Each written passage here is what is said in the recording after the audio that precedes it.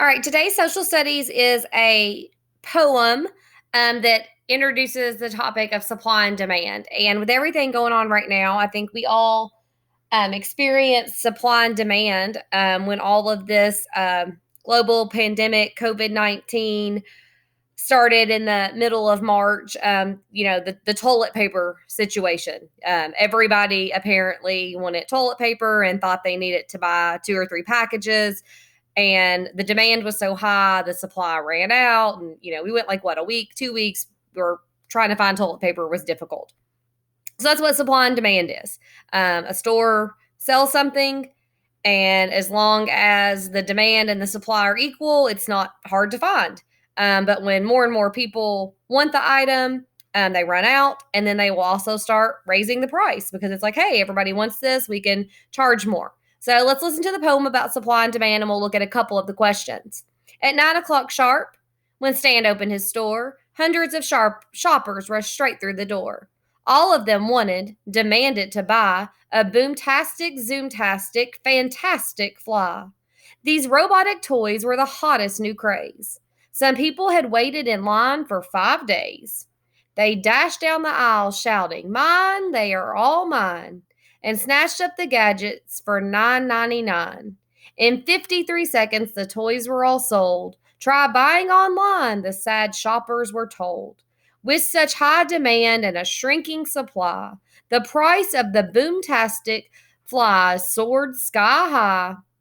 In a matter of weeks, a new trend appeared: the wobbly wombat, so wacky and weird. Meanwhile, at Stan's, he got flies back in stock. But buyers said, no, it's the wombats that rock. The wants of consumers can change. They are fickle. Now Stan sells the flies for 2 dimes and a nickel. All right, so let's look at a couple of these questions. I'll read through them. It says, what is the best-selling item at Stan's store? And those were those fantastic flies. It was called the Fantastic Fly.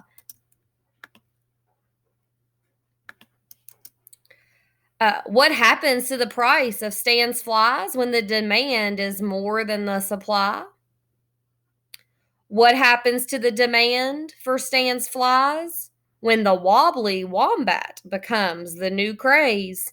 So now nobody wants the flies. They want the wombats. What's going to happen to that price of the flies that he's struggling to sell?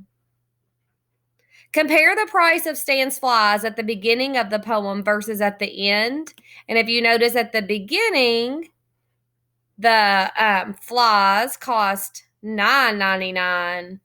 And at the end, poor Stan was having to sell them for 2 dimes and a nickel.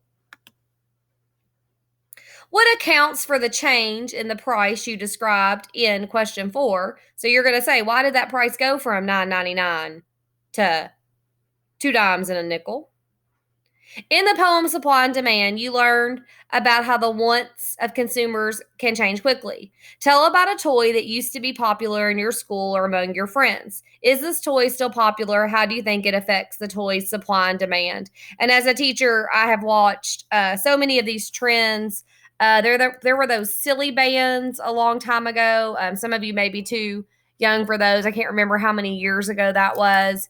The fidget spinners, they kind of were super popular and then died down. I'm trying to think of some more toy trends, even like the Bay Blades, and I know I'm spelling that wrong. So just think about, a toy maybe that was popular in 3rd grade, and then is it popular now in 4th grade? And what do you think that does to the supply and demand of that toy?